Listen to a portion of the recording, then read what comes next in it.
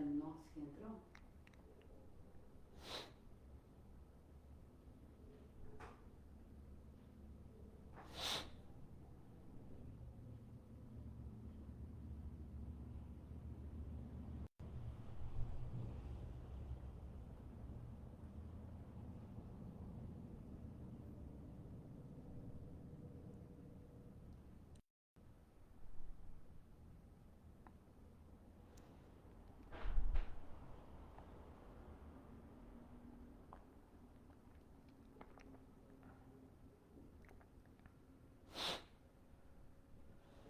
Olá pessoal, vamos voltando.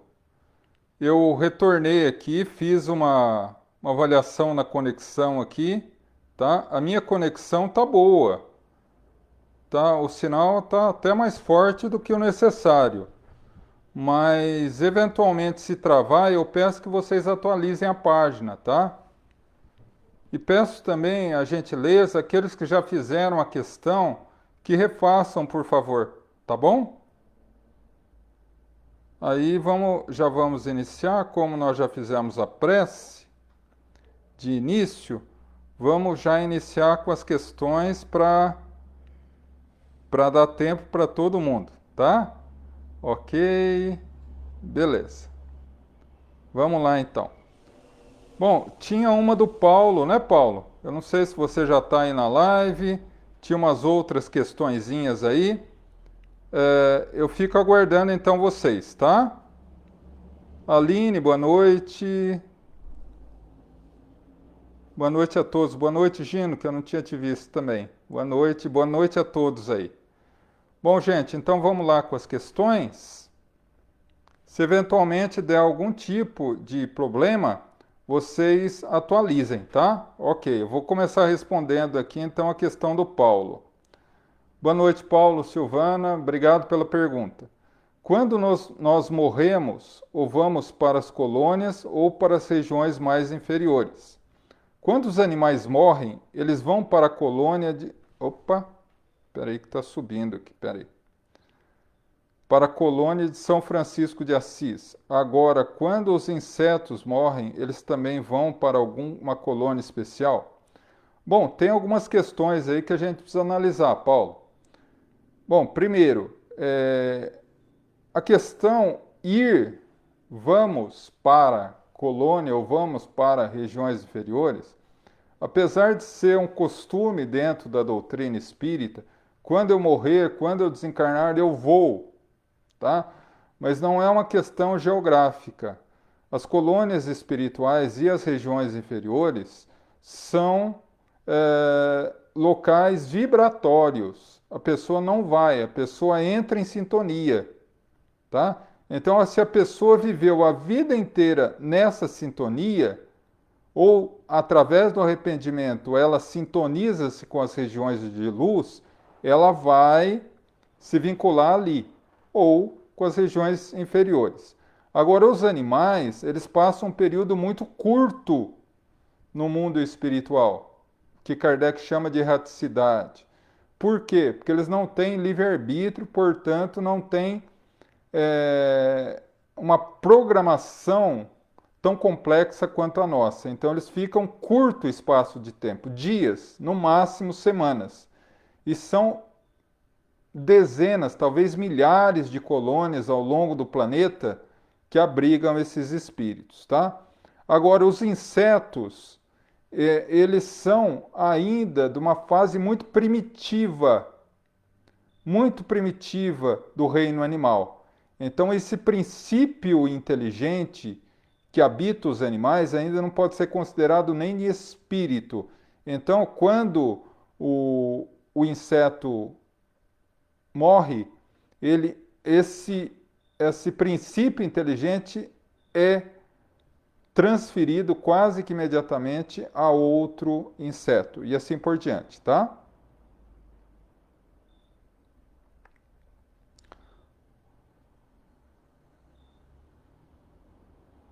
Beth, boa noite, seja bem-vinda. Obrigado pela pergunta, Beth.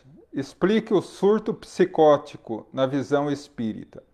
Na verdade, Beth, assim, todo surto psicótico, ele pode ser gerado por uma série de situações, por doenças mentais, doenças psiquiátricas, tá? Por algum trauma muito grande, por algum tipo de vício, etc. Então, todo surto psicótico, ele necessariamente está vinculado a uma causa orgânica, tá? Que a espiritualidade inferior, às vezes, utiliza desse surto para ampliá-lo, tá? Desde que a vítima do surto esteja em sintonia com eles através de uma vida desregrada. Se não é o caso, é apenas uma questão material. A espiritualidade vai estar ao lado, abençoando e ajudando, tá? Mas às vezes também pode ser algo mediúnico, pode ser uma influência perturbadora, uma obsessão que pode ser confundida com o surto psicótico. Então, a gente precisa tomar muito cuidado para tentar diferenciar essas duas causas, tá? Denise, boa noite, obrigado pela pergunta. Olho por olho, dente por dente. Pode nos esclarecer, por favor, o que diz a espiritualidade sobre isso? Denise, por incrível que pareça, quando foi determinado por Abraão, o pai da raça hebraica, o olho por olho, dente por dente, foi um avanço moral para a humanidade. Avanço? Como assim? Porque o que quer dizer o olho por olho, dente por dente? Eu tenho autorização para fazer o mal para quem me fez o mal na medida do mal que ele me fez. Então, se eu fui roubado, eu vou lá e roubo o ladrão. Se ele matou um membro da minha família, eu estou autorizado a matar um membro da família dele. Lógico que isso não tem lógica nenhuma, mas naquela época, vamos fazer o cálculo aqui, 4.000 anos antes de nós, 2.000 anos antes de Jesus, o povo era extremamente primitivo. E a lei de Talião, olho por olho, dente por dente, veio como um avanço. Por quê? Na época era assim. Meu vizinho roubava de mim uma galinha, por exemplo. É um exemplo. Eu ia lá, botava fogo na casa dele, estuprava a esposa dele e matava os filhos. Então não tinha proporção na vingança. Era quase que animal. Então, quando Abraão instituiu a lei de Talião, por incrível que pareça, ele suavizou essa violência exagerada. Olha, ele te roubou, então você tem direito a uma coisa dele. Ele matou um membro da sua família, você tem direito a matar um membro da família dele. Aí trouxe um pouco de equilíbrio, se a gente pode colocar assim, meio torto, né? Para a mentalidade da época, não. Então, mesmo assim, foi um avanço. Depois vem os 10 mandamentos da lei e vincula, restringindo mais ainda.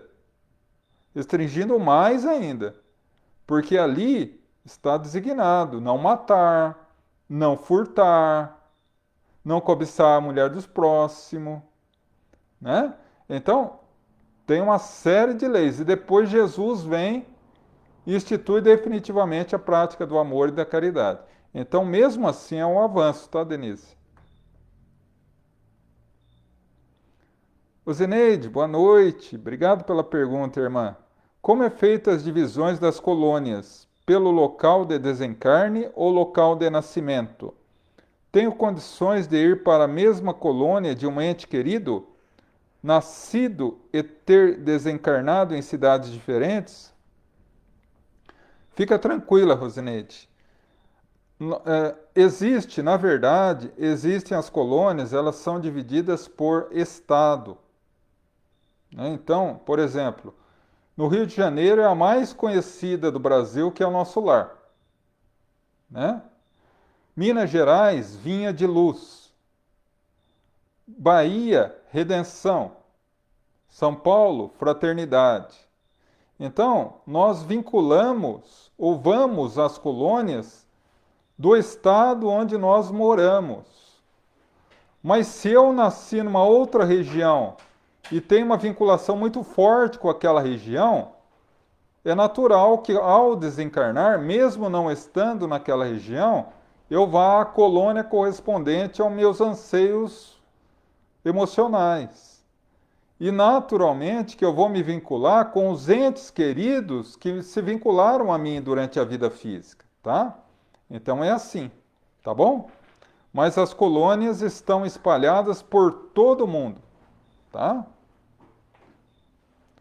Licélia, obrigado pela pergunta, minha irmã. Por que quando dormimos e desdobramos, nunca nos encontramos com o nosso espírito protetor? Na verdade, Licélia, esse nunca aí é bem complicado, tá? Por quê? Porque, em realidade, o desdobramento, ele pode ser considerado de duas formas, tá? O que Kardec chama de desdobramento pode ser interpretado de duas maneiras diferentes. Desdobramento como sair do corpo, e é o que a gente faz toda noite. O corpo dorme e nós saímos do corpo. É um desdobramento natural. Mas há também o desdobramento mediúnico, quando a pessoa tem uma mediunidade de desdobramento, tá? Que Kardec coloca isso no Livro dos Médiuns. Então, qual a diferença? No desdobramento mediúnico, onde a pessoa tem uma mediunidade de desdobramento, ela encosta ou deita conscientemente, apaga e sai do corpo. Vivencia experiências no mundo espiritual, encontra espíritos e ao voltar se recorda nitidamente do que ocorreu. Por quê? Porque ela tem um preparo para isso, ela tem uma mediunidade para isso. Qual a diferença para o desdobramento natural que todos nós fazemos? Saímos do corpo, temos experiências, encontramos espíritos, mas não nos recordamos. Apenas quando essa experiência ou esse encontro mexe muito forte com a nossa emoção. Aí a gente grava isso e lembra. Mas mesmo assim esse sonho vem um pouco misturado com as nossas fixações mentais, tá? Então pode ser que você encontre com o seu mentor espiritual toda noite. Apenas não se lembre, tá? Vanice, minha irmã, boa noite. Obrigado pela pergunta. Ontem assisti a uma live na qual o palestrante falou sobre o poder da mente, que temos que autoafirmar coisas boas. Ok, concordo. Mas não se pode se autoafirmar coisas positivas da boca para fora. E aí é só um instante, gente, que o celular que eu estou usando como relógio aqui começou a pitar aqui. A dona Google começou a falar. Desculpa, Vanice. Vamos lá então. Ontem assisti uma live na qual o palestrante falou sobre o poder da mente, que temos que autoafirmar coisas boas. Ok, concordo. Mas não se pode autoafirmar coisas positivas da boca para fora. E aí é que está o problema. Diante dos desafios, às vezes muitos desafios, gostaria que você falasse sobre. Na verdade, a mente tem um poder incalculável, né? Porque nós, na verdade, nós temos um poder incalculável. Porque a mente é um patrimônio do espírito, né? A mente é um patrimônio do espírito. E assim, quem comanda a mente é o espírito. Então nós temos um poder incalculável, tá? Realmente, quando você fixa o pensamento em coisas positivas, é melhor, porque você se envolve em energia luminosa. Ajuda demais. Te fortalece, te ampara, te abençoa, te faz entrar em sintonia com os amigos espirituais. Mas isso não faz com que você seja isenta, ou nós sejamos isentos, das dificuldades que a gente tem que enfrentar, né? No dia a dia, nas dificuldades do mundo, enfim. Mas, naturalmente, que essa fixação mental ajuda e fortalece bastante. Mas você tem razão, né? Da boca para fora apenas não resolve. É um exercício íntimo, né? Como a gente comentou terça-feira, né? Começar a exercitar assim. Tudo o que me acontece é para o meu bem, porque Deus é infinitamente justo e bom, né? Então, sempre que acontece alguma coisa, a gente começar a exercitar mentalmente essa ideia. Bom, se eu estou passando por isso, porque alguma coisa boa para mim, para o meu espírito, terá disso, né? E eu tenho força para suportar e atravessar. E isso vai modificando o teor dos pensamentos. Mas o pensamento positivo, o lado bom da vida, não obstante as dificuldades do mundo, nos ajudam extremamente, né?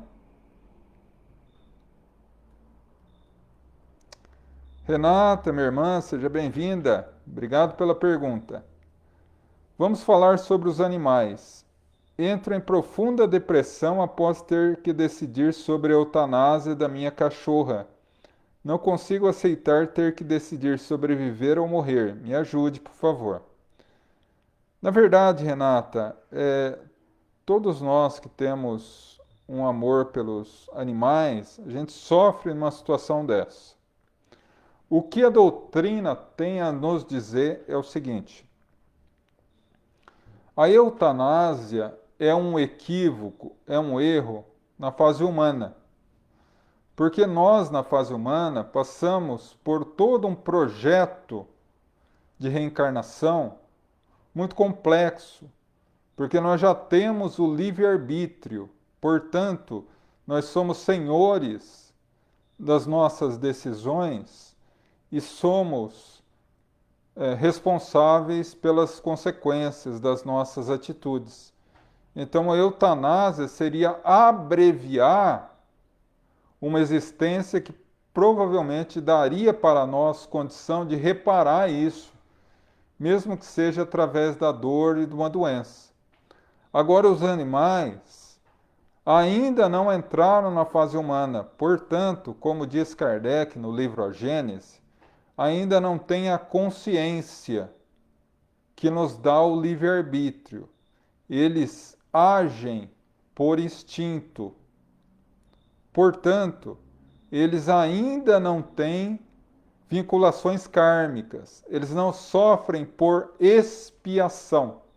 Então, a dor deles está mais vinculada à questão da prova do que à expiação, como uma forma de evoluírem mais rápido.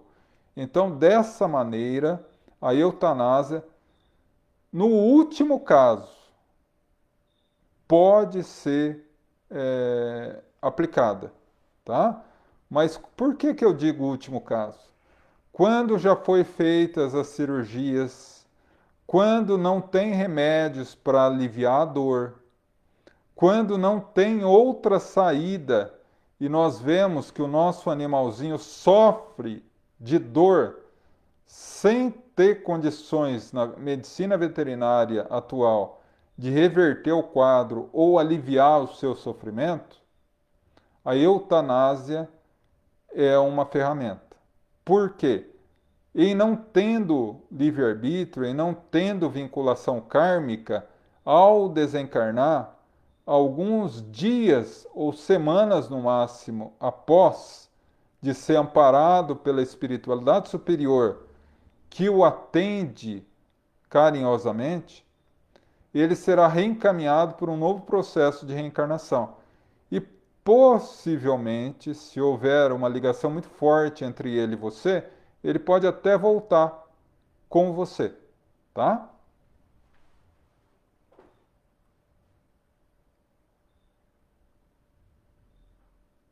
Vanete, boa noite, seja bem-vinda.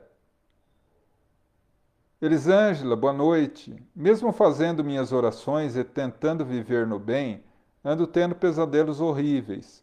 Acordo sempre às 3 e pouco da manhã e não durmo mais.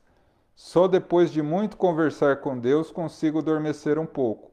Pode ser espiritual? Bom, Elisângela, na verdade, como a gente comentou na questão anterior, quando nós saímos do corpo, nós vivemos no mundo espiritual, né? Vivemos experiências, entramos em sintonia com os espíritos amigos, né? Com outros espíritos que não são tão amigos assim, né? Então, tudo isso que te ocorre, né? Os pesadelos, de uma forma geral, acordar assustado no meio da noite, é indício de perturbação espiritual, tá? Então, o que eu te oriento, tá? O que eu te oriento é 10, 15 minutos antes de deitar, de dormir, você fazer um mini evangelho no lar. Pega lá o Evangelho segundo o Espiritismo.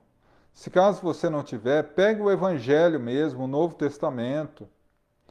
Faça as suas preces, leia um trecho do Evangelho ou do Evangelho segundo o Espiritismo. Faça os seus pedidos, peça ao seu mentor espiritual, ao seu anjo da guarda, ou o nome que queira dar, que te acompanhe naquela noite, que esteja ao teu lado no momento que você sair do corpo, te protegendo de toda a influência negativa e perturbada.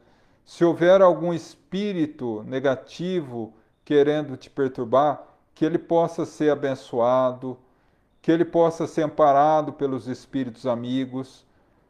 E encerra com uma prece simples, põe um pouco com água para ser fluidificada, toma e deita. Eu acredito que com essa prática, as suas noites vão ser bem melhores, tá bom? Lívia, minha irmã, boa noite. Obrigado pela pergunta. Há alguma ligação entre as colônias? Elas funcionam da mesma forma? Na realidade, as colônias são milhares em torno de todo o mundo, como eu comentei, né? Tem uma colônia por estado do Brasil, por exemplo, né? E no mundo também não é diferente. E em linha geral, em linhas gerais, as colônias têm a mesma estrutura, né? Quando a gente lê o livro Nosso Lar, a gente vê lá os ministérios, né? Os 72 ministérios do Nosso Lar. Cada um tem a responsabilidade de agir em uma determinada área específica. Então, e cada ministro tem a responsabilidade referente ao seu ministério. Mas a estrutura de uma colônia é muito semelhante uma à outra, no sentido da organização, tá? E elas têm vinculação uma com a outra, sim, né? Tem um intercâmbio constante. E tem mini colônias específicas para estudo de determinadas coisas. Por exemplo, uma colônia específica para estudo de literatura, né? Para que as pessoas escrevam livros, por exemplo, psicografados, né? E outros assuntos variados, né? Nos mais assuntos variados, que tenham colônias específicas para esse tipo de trabalho. Colônias específicas ao atendimento dos suicidas, como a nossa irmã Ivone do Amaral Pereira, pelo Espírito Charles nos conta no livro Memórias de um Suicida, a Legião dos Servos de Maria e assim por diante, tá? Fabiano, Patrícia, boa noite, que Deus os abençoe. Natalina, obrigado. Vitor, obrigado pela pergunta. Após a morte, Jesus foi para o céu com corpo e alma? Não, na verdade, Vitor, assim, ao desencarnar, Jesus deixa o corpo físico, tá? Deixa o corpo físico e entra no mundo espiritual. O que nós na doutrina falamos, desencarnou. O que é desencarnar? É quebrar os laços que unem o espírito ao corpo físico.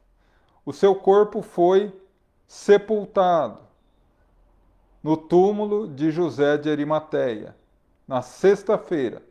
No domingo, Pedro, João e Maria de Magdala foram até lá e não encontraram o corpo. E aí, a princípio, imaginaram que ele havia ascendido ao céu, subido ao céu, com corpo e tudo, né? Mas, naquele instante, ele já aparece para Maria de Magdala, mas não com o corpo, mas como espírito materializado. Por isso que ele fala para Maria assim: não me toque, porque ainda não subi a meu pai e a seu pai, mas vá e diga aos meus irmãos que eu voltei. Né? Então, ele está em espírito. E aí você pergunta, o que ocorreu com o corpo? Né? O que ocorreu com o corpo, ninguém sabe. Mas o porquê ocorreu o desaparecimento do corpo, a gente sabe.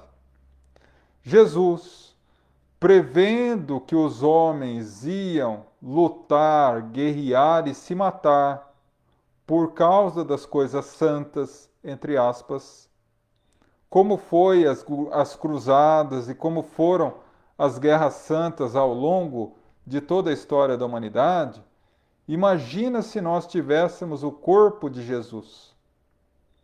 Então, naturalmente que ele sabendo disso, providenciou o desaparecimento desse corpo, que segundo a doutrina espírita, pode ter ocorrido várias situações. Esse corpo pode ter sido transportado para algum outro lugar e ali ter ficado. Pode ter sido desintegrado. E, enfim, são alguns assuntos um pouco mais profundos dentro da doutrina. Mas o fato é que ele desencarnou como qualquer um de nós, tá? Boa noite, Luiz Marcelo, seja bem-vindo, e a todos que estão chegando aí também. Ângela, boa noite, obrigado pela pergunta. Hoje, através de um post que falava sobre a guerra em Israel, a pessoa falava muito sobre a Gênese e sobre o Gog e Magog. Sei que essas palavras não têm sintonia nenhuma com o Espiritismo, mas têm a ver com a religião islâmica. Já ouvi falar, Já ouviu falar sobre essas duas palavras? Olha, minha irmã, eu vou ficar devendo para você, tá? Porque eu não ouvi falar ainda, tá? Muito provavelmente tem uma ligação com a religião islâmica. Mas vamos fazer o seguinte, porque a gente também não sabe tudo. Mas eu me comprometo com você essa semana fazer a lição de casa, estudar isso, ver do que se trata e como que a gente pode encaixar isso dentro da doutrina, tá? E aí na quinta-feira da semana que vem, você me refaça essa pergunta, que aí eu vou ter condições de responder melhor, tá bom?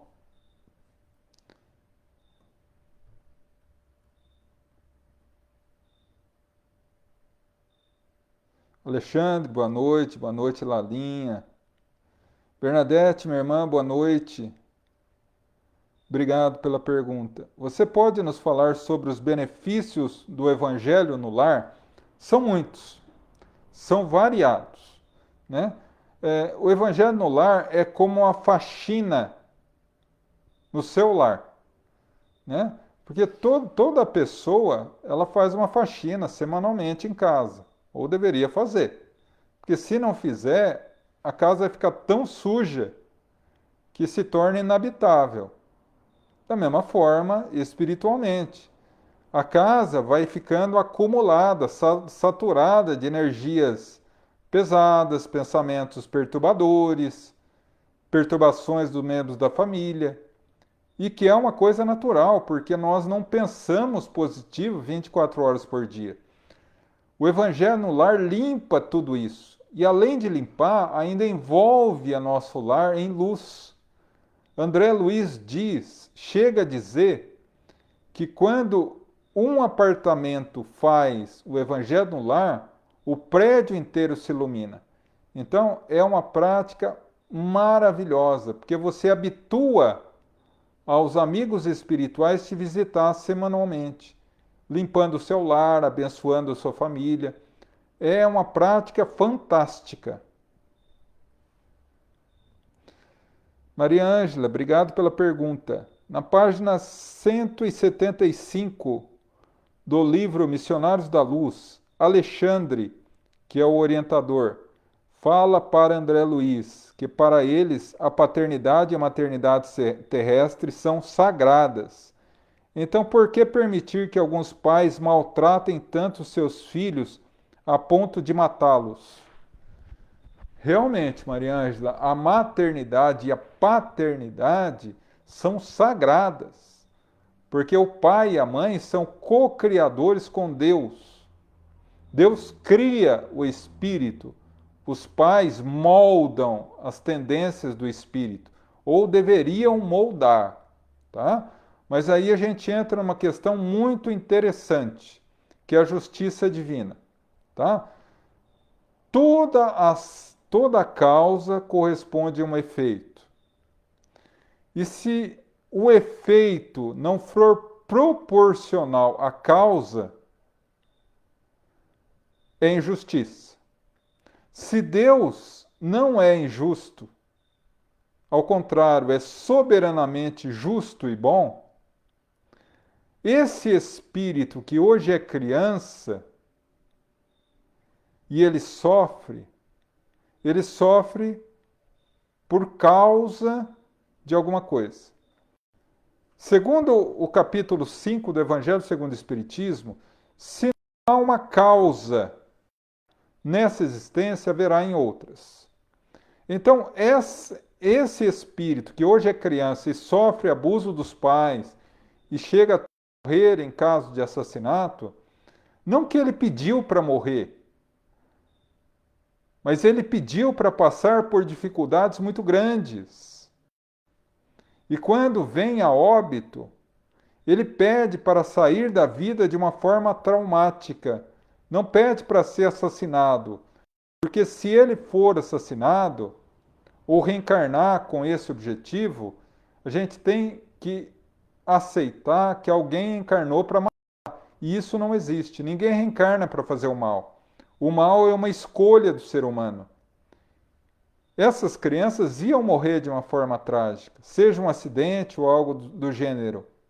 Mas no momento que a pessoa mata, ela assume a si a responsabilidade de algo que ocorrer naturalmente. E, infelizmente, essas pessoas ainda têm uma natureza muito bruta, muito primitiva, são verdadeiros animais em corpos humanos. Então, em realidade, não é a paternidade e a maternidade são sagradas, mas alguns indivíduos, infelizmente, não sabem honrar esse sagrado, né? E as crianças que passam por isso, fatalmente têm essa necessidade. O que levou a eles a passar por isso? Deus e eles sabem. O fato é que eles pediram para passar por situações difíceis como forma de limpar não a Deus, não a Jesus, não os amigos espirituais, mas a sua própria consciência culpada, os delitos de ontem, tá?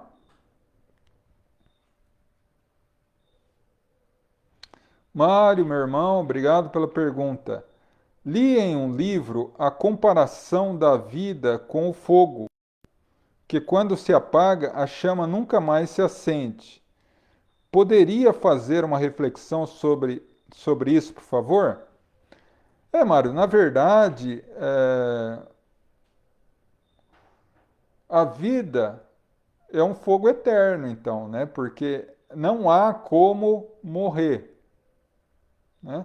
A gente pode morrer no corpo físico. Se a gente for entender a vida física como uma chama, aí essa comparação serve. Tanto é que o espírito de verdade, respondendo a Kardec em uma das questões do Livro dos Espíritos a respeito da morte, usa exatamente essa comparação.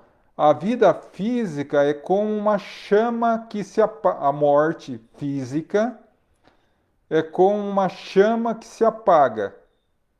Então, nesse sentido, a metáfora está bem colocada. Agora, uma vez apagada, nunca se acende, aí já não é realidade. Do ponto de vista espiritual, do ponto de vista físico também. Uma vez morto o corpo físico, não tem como voltar atrás.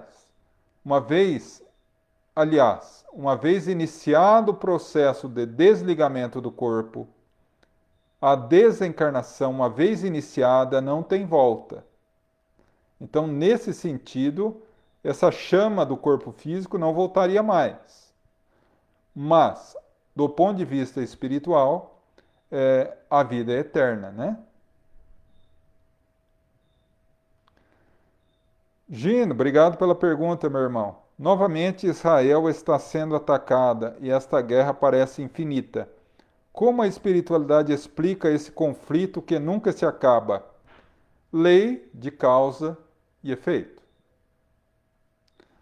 Toda situação que nós passamos é consequência de uma causa.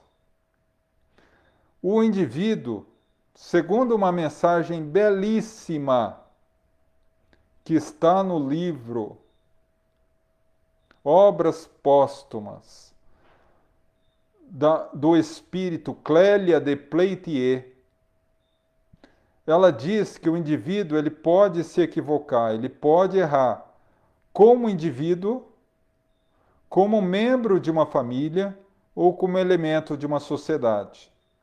E nos 3 tipos de erro, ele sofre as consequências.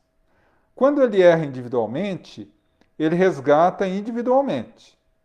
Se ele, por exemplo, fumou a vida inteira e morreu em virtude do fumo, fumando, não se arrependendo disso, a probabilidade de ele voltar com uma doença em virtude disso é grande. Ou a necessidade de voltar, por exemplo, como um médico pneumologista para cuidar disso é grande, mas ele vai ter que reparar de uma forma ou outra, sozinho, ele mesmo. Quando o erro é no âmbito familiar, a família inteira erra junto, a família inteira retorna junto e resgata junto. Todos nós já vimos casos de família que tem marcado por uma doença. Uma doença de câncer. Tal idade, mais ou menos, um membro daquela família desencarna de câncer. Todos. Fígado, rim, problemas respiratórios, cardíacos, circulatórios, etc. Resgatam juntos. Num contexto maior, um grupo imenso, um país, que errou junto, volta e resgata junto.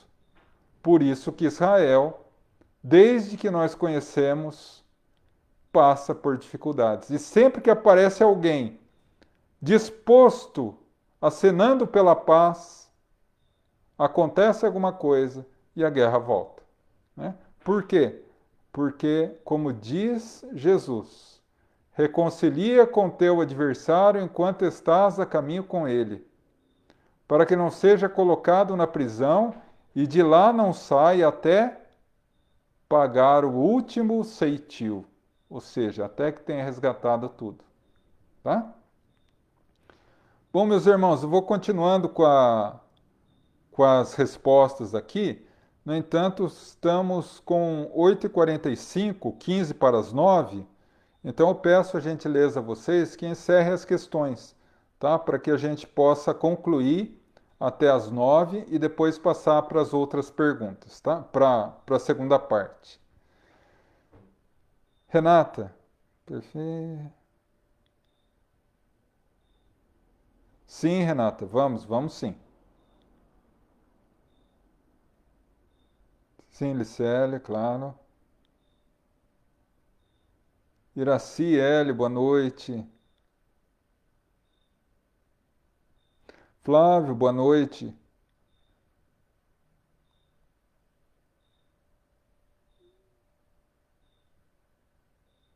Ah, ok, Flávio. Eu vou dar uma lida com mais calma sobre isso e aí semana que vem a gente vai comentar sobre isso. Obrigado. Valmir, boa noite. Obrigado pela pergunta. Sempre ouvi falar de obsessões nos espíritos e lugares. No espírito. Opa, peraí, subiu aqui, peraí. E lugares. O que podemos falar sobre isso no caso de Saudade, Santa Catarina? Lugar tão tranquilo, acontece uma tragédia dessa proporção. Jovem ficou louco e matou bebês. Valmir, a gente precisa entender que nada acontece por acaso, tá? A gente precisa sempre nessas tragédias se recordar que Deus é infinitamente justo. Então vamos colocar essa questão num outro prisma, uma outra forma de ver. Eu vou colocar uma pergunta. A pessoa enlouqueceu e matou bebês.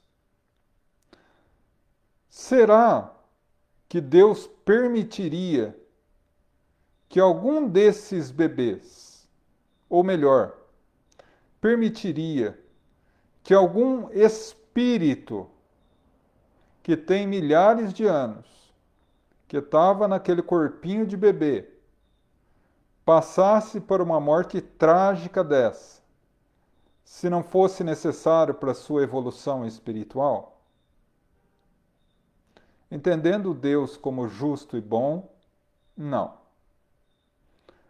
Mas o que levaria uma criança, um bebê, passar por isso? Bebê para os olhos físicos. Para os olhos espirituais, é um velho viajante do passado, que retornou nessa existência com esse propósito de vir e ficar alguns meses na Terra e desencarnar de uma forma trágica.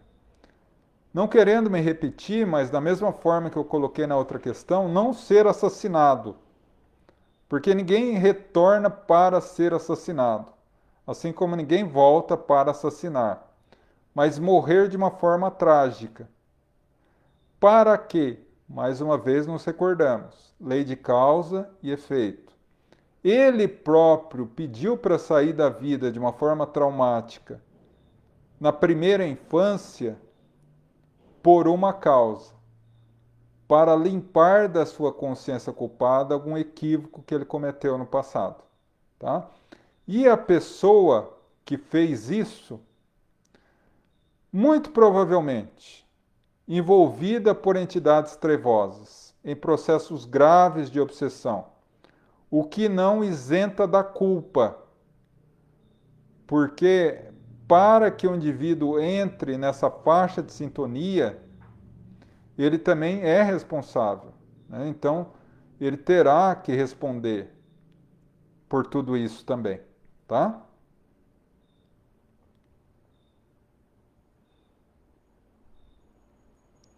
Sim, Elisângela, vamos manter também as nossas vibrações pelo neto lá da colônia, que pelas últimas informações que eu tive tá melhorando, com a graça de Deus.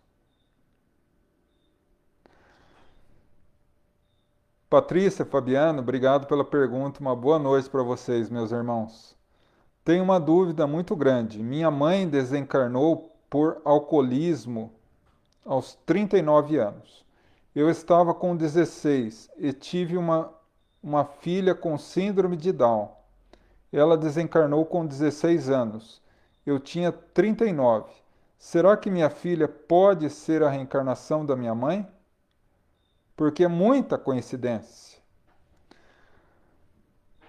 Bom, Patrícia, você me pergunta se pode ser.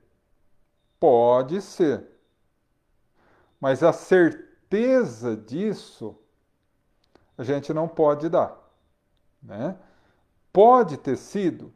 Pode ter sido, né? Porque assim, como a sua mãezinha já havia desencarnado há um bom tempo, né? Ela pode vir ter voltado como sua filha? Pode. Pode ter sido agasalhada pelo amor de vocês durante todo esse período, e assim que ela cumpriu a sua missão, assim que ela resgatou,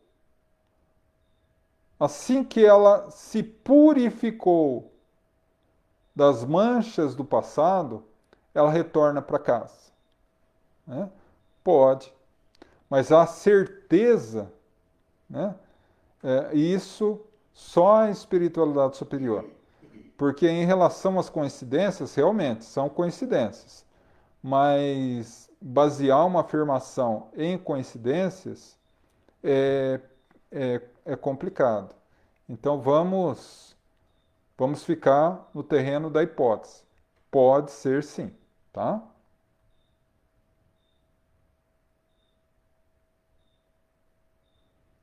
Sim, Arlete, vamos pedir por ela.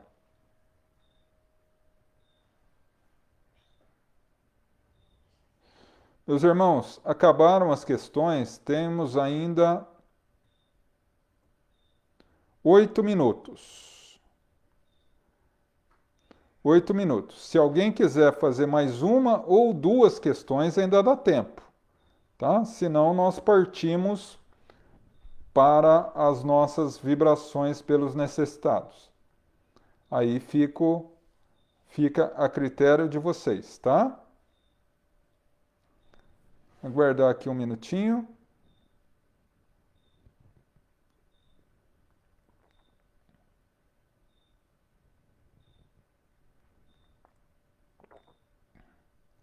Bom, enquanto aguardamos um instantinho, apenas lembrando que eu me comprometia a rever aquela questão, né?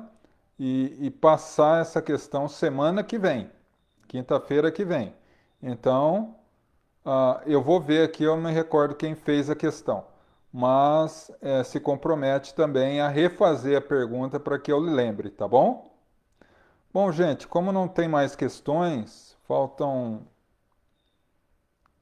6 minutos para as 9, então vamos partir para a segunda etapa da nossa reunião, que é a vibração pelos necessitados e o passe, com a fluidificação das águas. Então é o momento também, aqueles que ainda não pegaram, peguem lá o seu copo, a sua garrafinha com água ou a sua jarra com água para ser fluidificada, tá bom?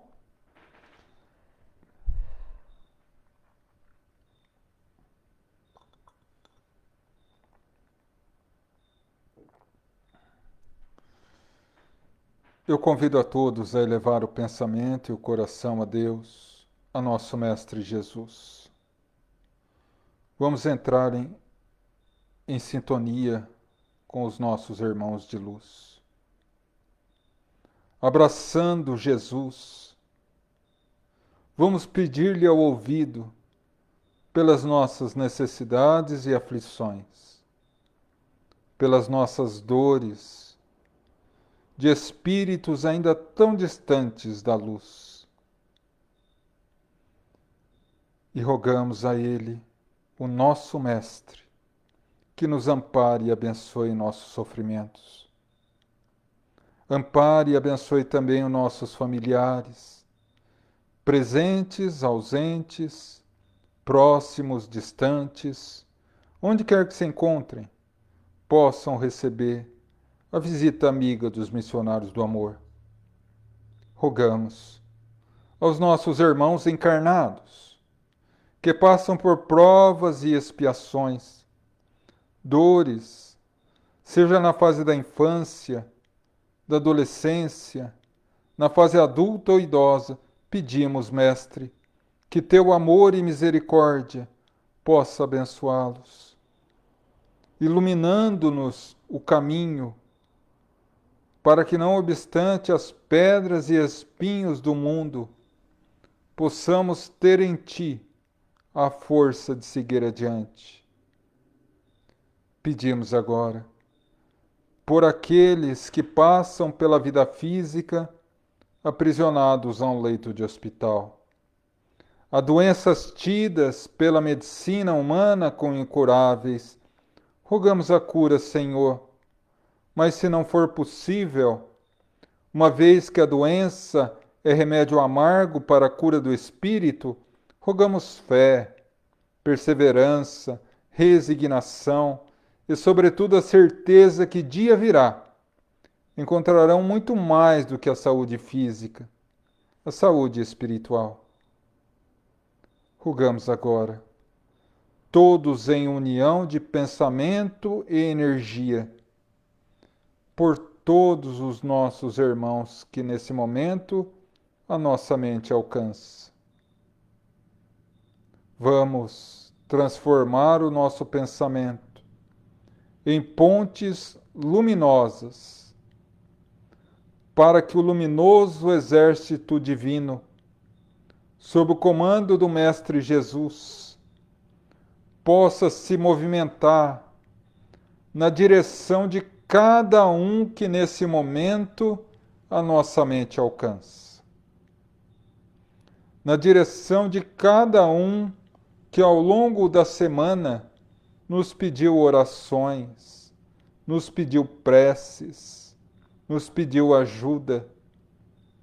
A todos aqueles que têm o nome inscrito nos comentários, mas também aqueles que têm o nome inscrito nas suas mentes, que ao lado de cada um missionário do amor esteja, levando a paz, a harmonia, a força, a proteção, o amparo, o remédio, a lucidez, a paz. Pedimos também por toda a humanidade. Abençoa-nos, Senhor, nesse momento de dificuldade e desafio, nesse momento que a humanidade se atormenta pela pandemia. Rogamos a vossa bênção e piedade, Senhor. Ampara-nos para que tenhamos força e lucidez de transformar o nosso coração em morada do teu divino amor, para que possamos ver essa pandemia não como um castigo divino, que não é, mas como uma abençoada oportunidade de renovação íntima. Mais um dos milhares e milhares de chamados à luz que nós recebemos do teu infinito amor ao longo dos séculos. Rogamos por todos aqueles que passam pela contaminação do Covid nesse momento, a eles e seus familiares. Que a tua misericórdia, Senhor, cubra-os com seu manto de luz, concedendo-lhes a bênção da cura e da renovação no corpo. Abençoa, Mestre, a todos os nossos irmãos da área da saúde, verdadeiros guerreiros nessa luta diária contra a pandemia, médicos, enfermeiros, instrumentistas, responsáveis pela limpeza e todas as áreas. Rogamos também por todos aqueles que sofrem e padecem por outras doenças, sofrem e padecem tragédias domésticas, tragédias ocasionadas pela violência, pela dor, pelo desamor. Rogamos, Mestre, o teu amor e misericórdia. Ampara e ilumina a cada um de nós, em nossas necessidades íntimas, e a todos aqueles que dessa maneira possam encontrar em teu infinito amor e misericórdia o alívio aos seus sofrimentos. Rogamos, Mestre, por aqueles que não estão aproveitando a oportunidade como deveriam, que se utilizam da pandemia para ganhar vantagens financeiras nas maiorias das vezes, por aqueles que diante da pandemia, ao invés de abrir os corações ao autoesclarecimento, à autorrenovação, se endureceram ainda mais no orgulho e no egoísmo. Rogamos por eles, Senhor. Porque tu nos disseste: nenhuma ovelha que meu Pai me confiou será perdida. Rogamos agora pelos nossos irmãos já desencarnados, nossos familiares que se foram antes para a pátria espiritual, que Deus os ilumine na nova etapa e que recebam de nós o buquê luminoso da nossa saudade, banhada na fé em Deus. E que Jesus nos ampare e fortaleça nesse momento de dor, da separação transitória, para que um dia, quando também cumprirmos com a nossa tarefa, possamos nos reencontrar em felicidade e amor. Aos nossos irmãos que sofrem no mundo espiritual as consequências de uma vida voltada ao erro, rogamos, Mestre, que o arrependimento seja a chave que lhes abra a porta da vida renovada. Pedimos, Senhor, pelos nossos irmãos suicidas, para que a doce Mãe de Nazaré, a abençoada protetora dos nossos irmãos equivocados pelo suicídio, liberta-os da jaula de desespero que eles próprios se aprisionaram. Rogamos pelos nossos irmãos espirituais endurecidos no mal, para que a semente da luz e da verdade floresça em seus corações e os tornem dignos do teu infinito amor e misericórdia. E assim, agradecidos a Deus, o Pai da vida, a Jesus, o constante amigo, e a legião de espíritos amigos que nos abençoa, nosso profundo agradecimento e gratidão. Pai nosso, que estais nos céus, santificado seja o vosso nome. Venha a nós o vosso reino. Seja feita a vossa vontade, assim na terra como no céu. O pão nosso de cada dia dai-nos hoje. Perdoa nossas dívidas, assim como perdoamos os nossos devedores. Não nos deixa cairmos em tentação, livrando-nos do mal, porque teu é o reino, o poder e glória, sempre. Amém. Vamos agora para a nossa vibração do passe e da fluidificação das águas. Eu convido a todos a manter os olhos fechados e abrir as mentes e os corações para que, através dessa estranha magia espiritual, possamos ser transportados às areias em frente ao lago de Genezaré, em Cafarnaum, a doce região da Galileia, onde Jesus brindou a humanidade com seu evangelho de amor. Diante de nós, o lago tranquilo e sereno. Atrás de nós, as casinhas pequenas e amontoadas dos pescadores de Cafarnaum. Ao nosso lado, Jesus, resplandecente em uma túnica branca, que mais parece um foco de luz. Tal é a luminosidade da sua presença majestosa. Somos envolvidos por um abraço carinhoso. E começamos a receber de Jesus, através desse abraço, energias, fluidos, virtudes,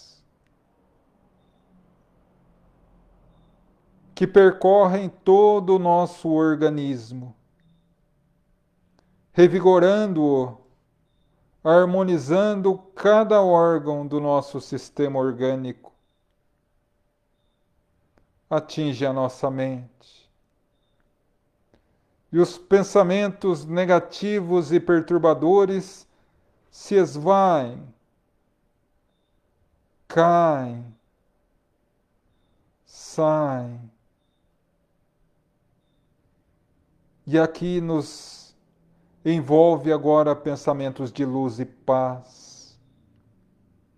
E na nossa tela mental, resplandecente em luz, a imagem de nosso Mestre. Essas virtudes adentram o íntimo do nosso coração e alma. E somos invadidos por uma onda de paz, de fé, de certeza da nossa paternidade divina, da força de sermos deuses, como Cristo nos orientou. E ainda envolvidos nesse sentimento agradável, nos chega ao ouvido: Filho, segue em paz pelos caminhos do mundo.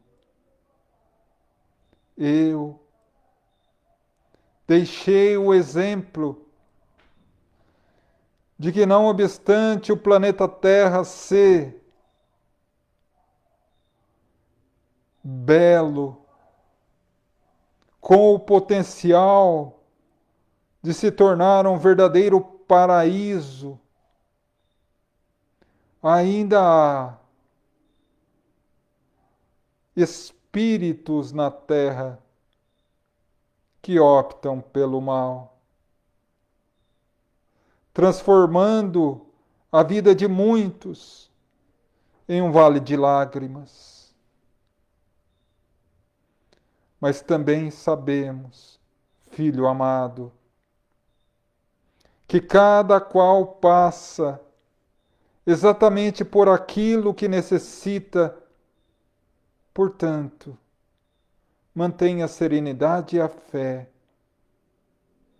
que as tormentas do mundo, por mais tenebrosas, por mais violentas e furiosas, como toda a tempestade, também passa. O importante não são as tormentas do mundo, filho. O importante é manter a serenidade e a tranquilidade no íntimo do teu coração.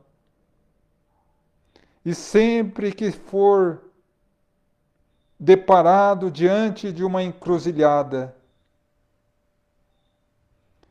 de decisão, recorda do meu evangelho, da minha mensagem, para que faças a escolha acertada, lembrando que sem amor nada vive, que o amor é o fluido luminoso da vida, e quanto mais fácil te for amar, mais suave será teu jugo, mais leve será teu fardo. Segue em paz e ama, filho. Não porque os outros mereçam o teu amor, mas porque você merece paz. Segue abençoando, porque nunca nenhum espírito conseguiu a paz agredindo a quem quer que seja. Não obstante a agressão que muitas vezes os homens e mulheres do caminho sofrem por meu nome. Vá em paz. E assim, envolvidos nessa luminosa energia do paz,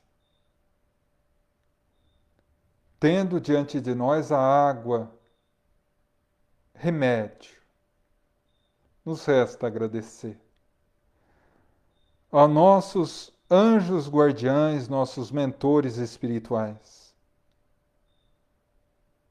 Agradecer a todos os trabalhadores do GAEFA, sem nenhuma exceção, que de forma tão bela estiveram conosco, com todos nós. Agradecer ao presidente espiritual desta reunião, ao irmão espiritual que esteve a meu lado, sem o qual eu não conseguiria nada hoje. Agradecer a doce Mãe de Nazaré. Agradecer a Jesus, o nosso Mestre amado, e a Deus, o nosso Pai, o Supremo Senhor da vida, a quem humildemente entregamos mais essa tarefa. E rogamos humildemente, Senhor, nos abençoa e nos ampara na caminhada do mundo, para que possamos, não obstante os desafios, seguir de pé e caminhando, tendo como bússola o Evangelho de Jesus, para que um dia encontremos a felicidade e a paz. Que assim seja, graças a Deus. Bom, meus irmãos, e assim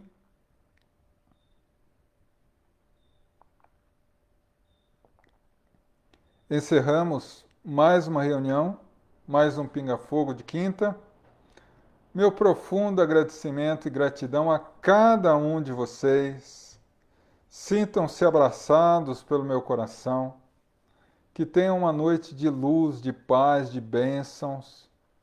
um resto de semana de realizações, de perseverança e fé para que juntos possamos vencer essas dificuldades do caminho. E dar os recadinhos finais, né? Agradecer mais uma vez ao movimento que vocês fizeram em relação à nossa campanha de arrecadação de alimentos. Eu já agradeci semana passada, já agradeci terça-feira, mas volto a agradecer, porque graças a vocês, muitas famílias estão tendo alimento, né? Então é maravilhoso esse movimento que vocês estão nos auxiliando a fazer. A campanha continua, tá? Aqueles que quiserem colaborar conosco ainda, agradecemos profundamente. Do mais, a nossa reunião ficará aqui na nossa página do Facebook, o Grupo de Assistência Espiritual Francisco de Assis. Daqui a alguns momentos também estará no nosso canal do YouTube, o Gaefa Espírita. Aproveitar e agradecer a todos que se inscreveram no canal, a todos que estão se inscrevendo, nos auxiliando nessa batalha aí para poder conseguir chegar a 1000 inscritos e aí conseguir fazer uma transmissão simultânea, Facebook, YouTube. E, do mais, convidá-los todos a terça-feira, como diz a nossa querida irmã, no mesmo bate-canal, no mesmo bate-dia, no mesmo bate-horário, né? Terça-feira, 8 horas da noite, com mais uma reunião do GAEFA, agora de comentários sobre o Evangelho do Cristo. Ainda não sei, semana passada o querido mentor me passou o tema na quarta-feira e eu passei para vocês quinta passada, né? Hoje ele fez silêncio. Ou seja, vai ser uma surpresa para todos nós aí, né?